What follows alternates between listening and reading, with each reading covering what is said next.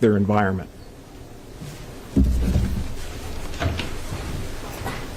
Governor, I don't want to over my fellow members of the media here to get over there. Senator Vance was on Fox News critical of the Biden administration, and even some Democrats have been critical of the Biden administration response. Are you satisfied with the Biden administration response, and is there anything you'd like to see more out of the administration as far as help with this? Look, our Ohio EPA works with the U.S. EPA.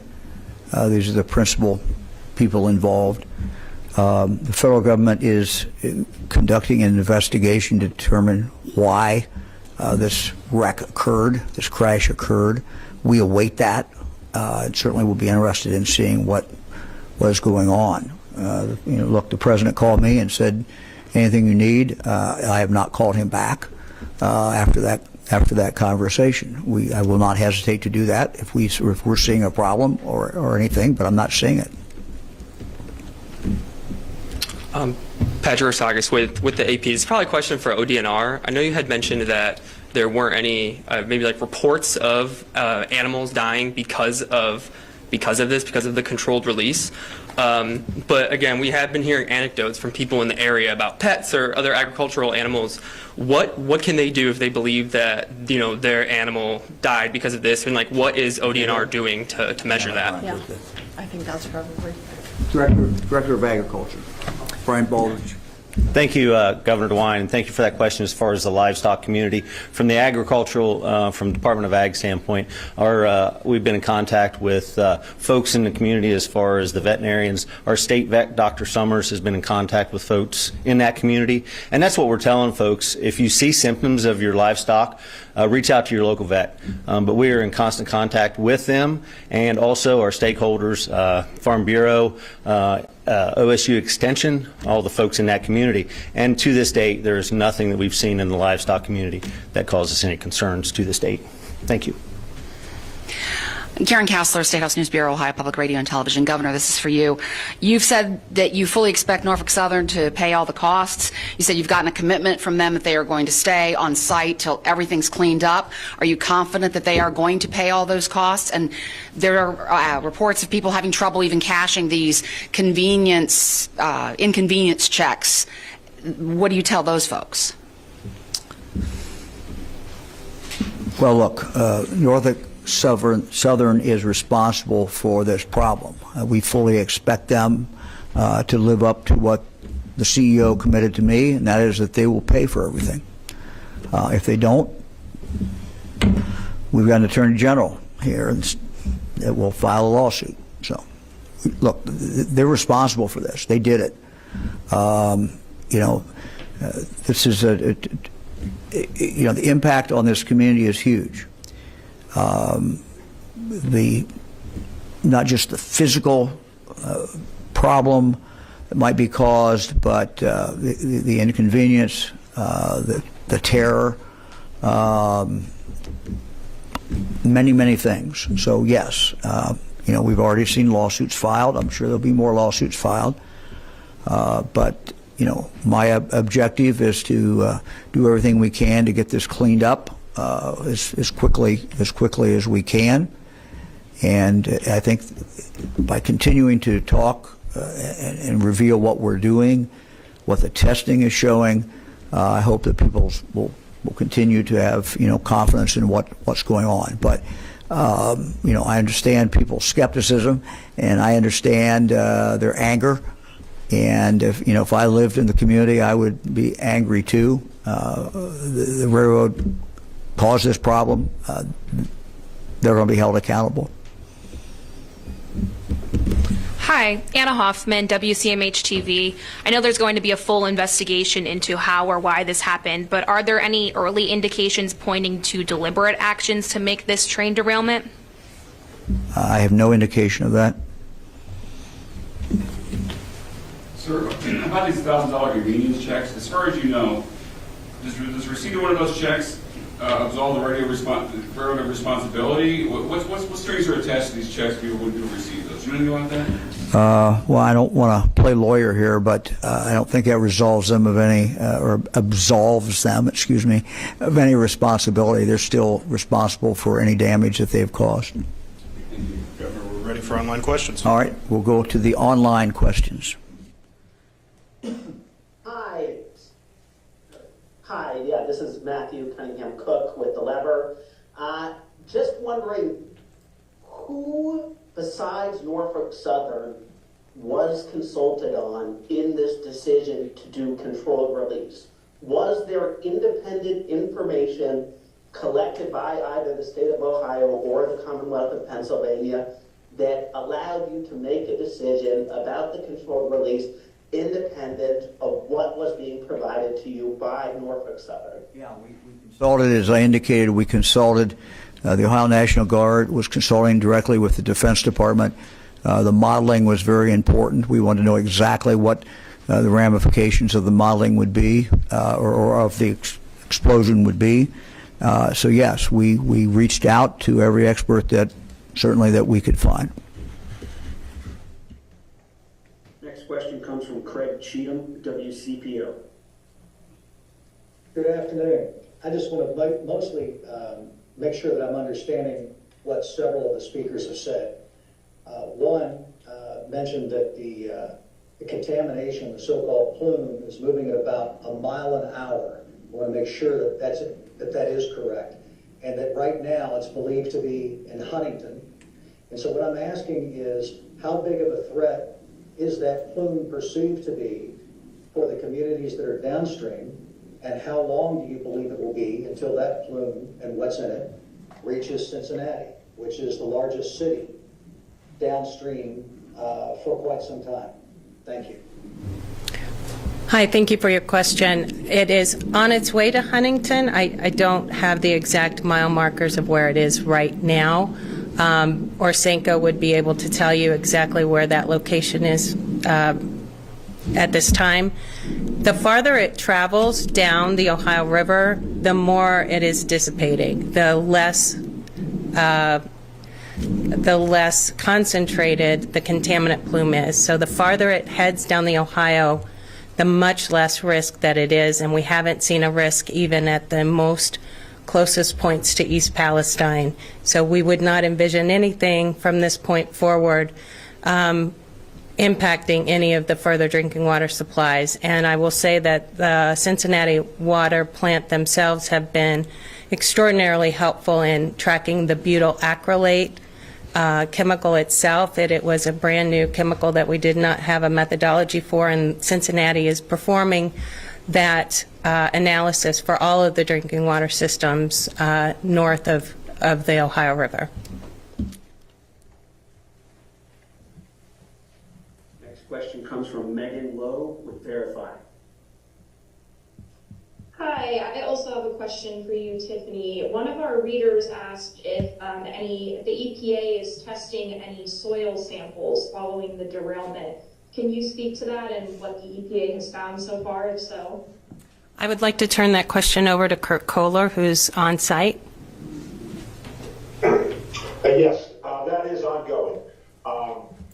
It's twofold. Part of, again, that remediation phase, what's called a geoprobe, which is able to push rods down into the ground, pull soil up from that depth, is ongoing. That is going down both sides, the center line of the track, both sides, all the way through Pleasant Road and beyond the derailment areas east. Separate soil samples have been collected within other areas of the vinyl chloride as part of the characterization and preparation for waste disposal.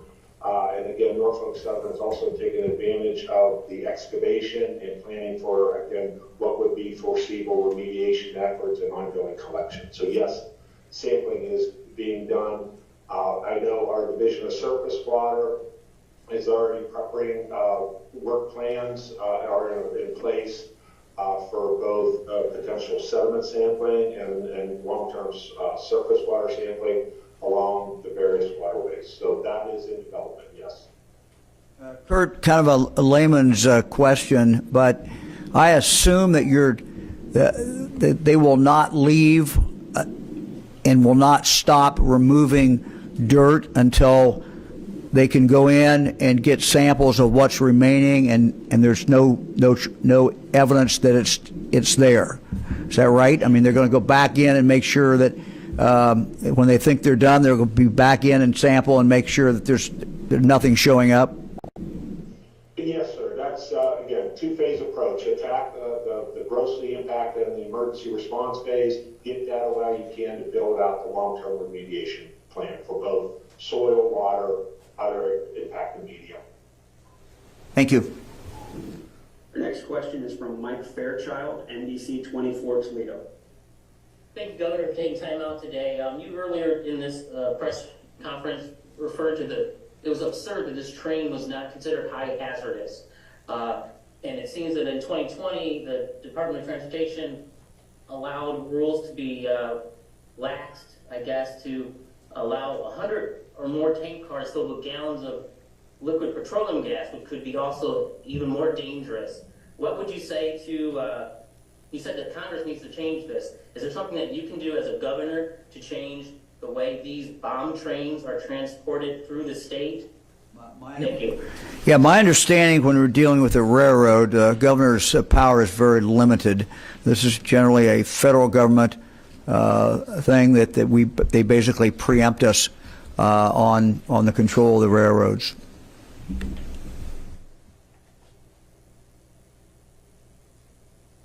Our next question is from Emma Henderson, WKYC in Cleveland.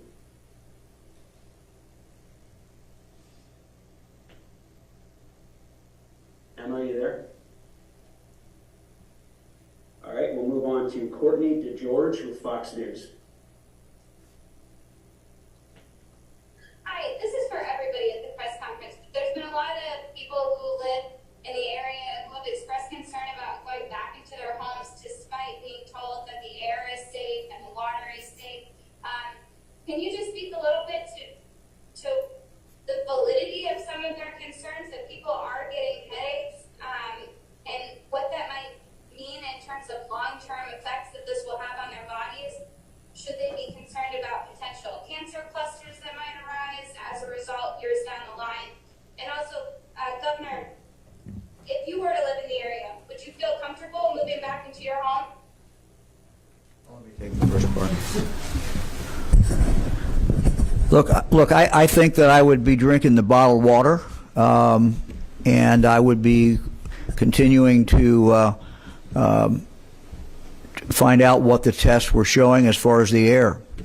I would be alert and concerned, but I think I would probably be back in my house.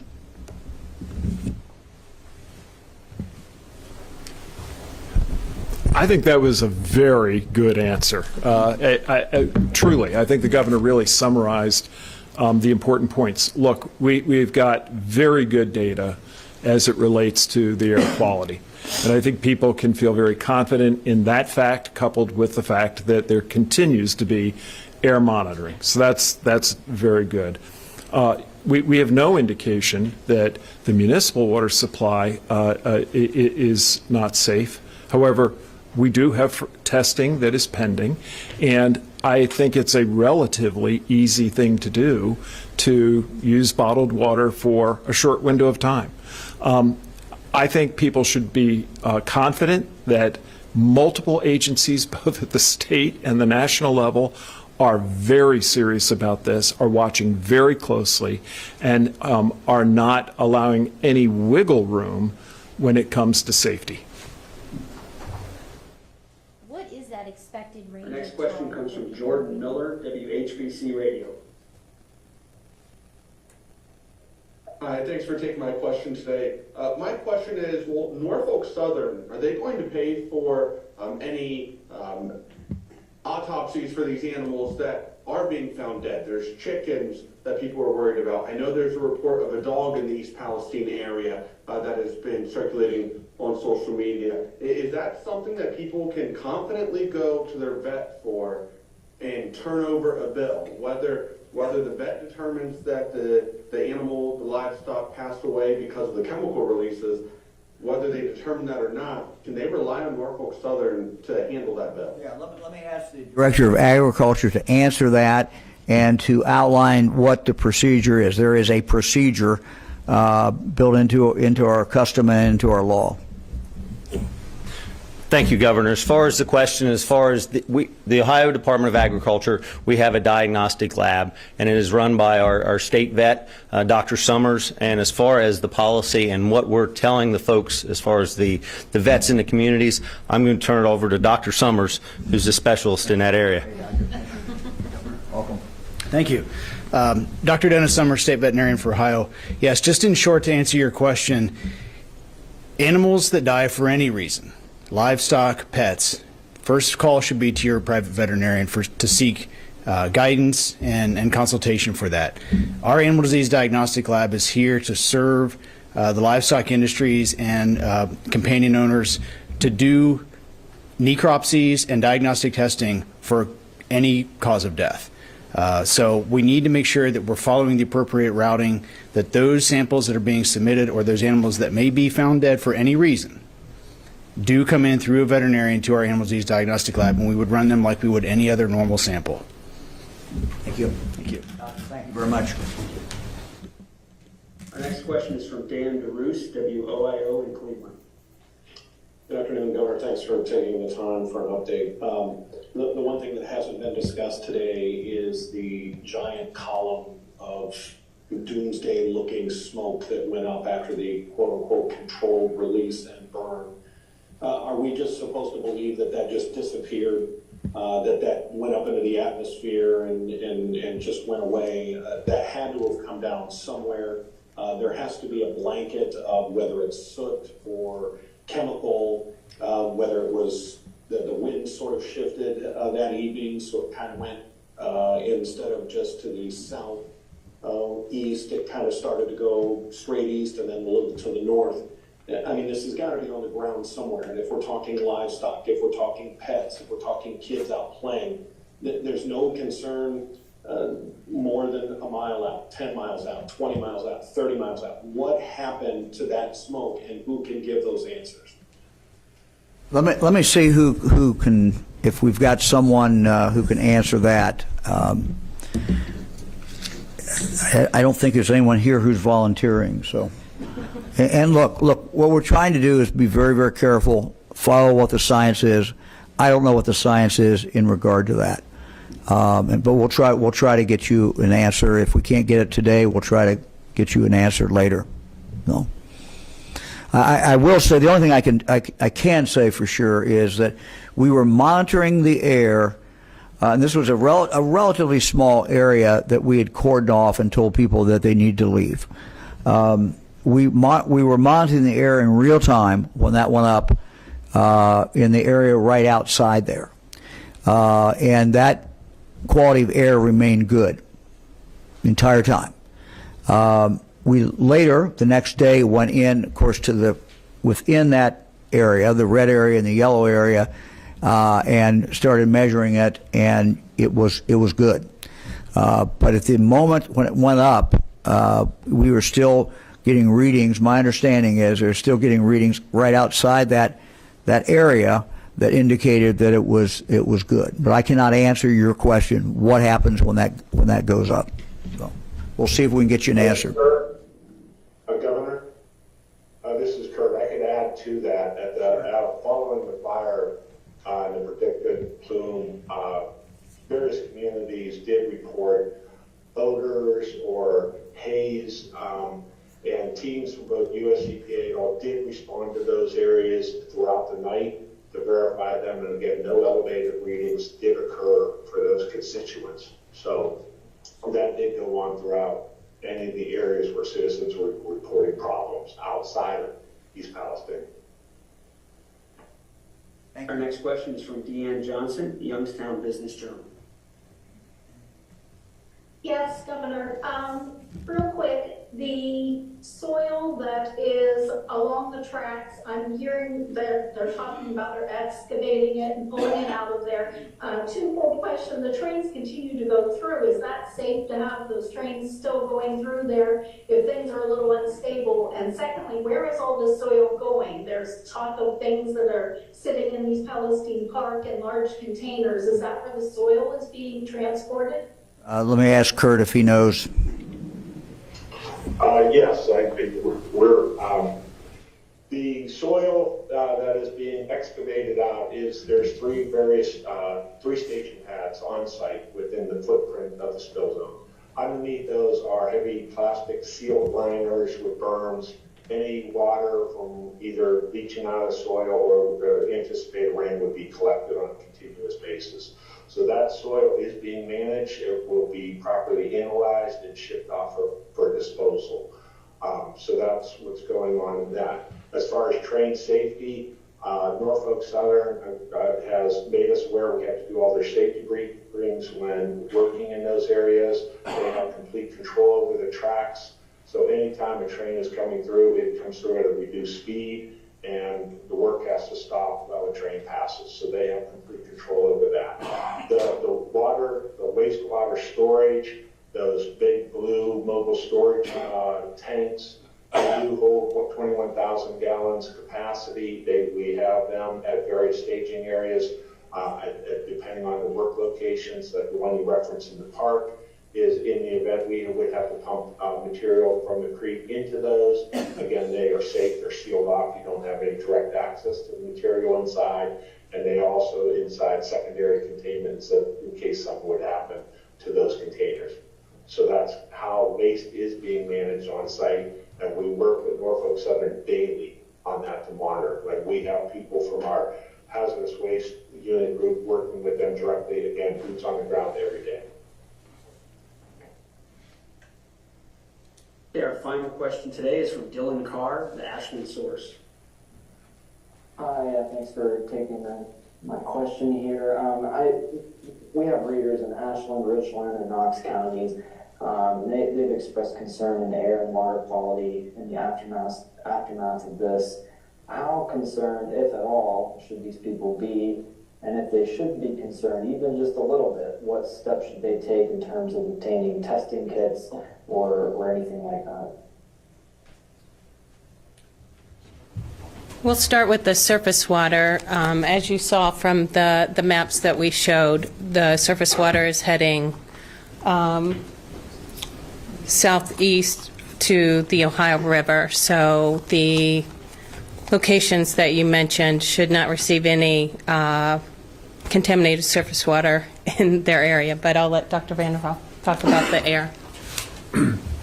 Yeah, I think that they can feel very confident. Again, we have to think about the dilutional effects that happen as well as the predominant winds.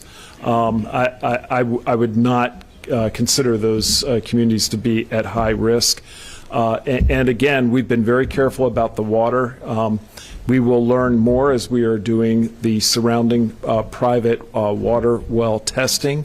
But again, their underground water sources are not in the zone that we would expect to be affected. Doctor, we've had a request for you to repeat the number if someone wants testing. Yeah, sure, I do have that. And I put my notes away, so let me grab it here. It is 330. Let's see here.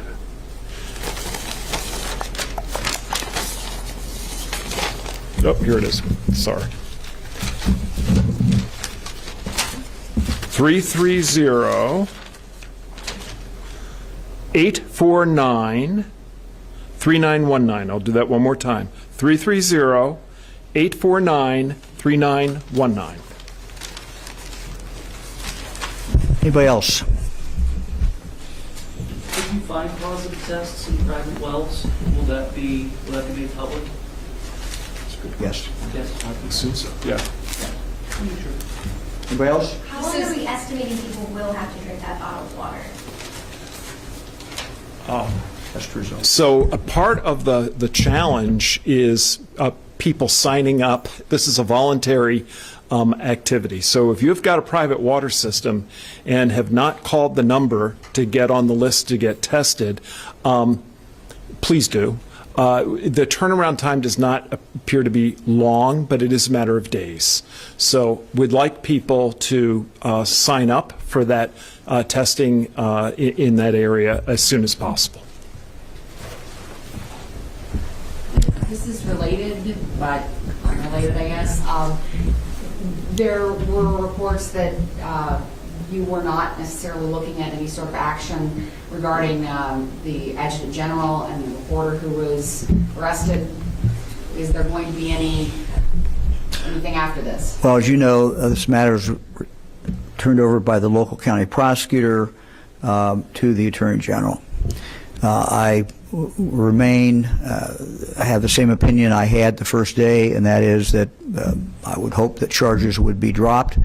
I think that would be the best thing. You know, whatever happened after the general walked away, the reality is that the reporter should not have been stopped, period.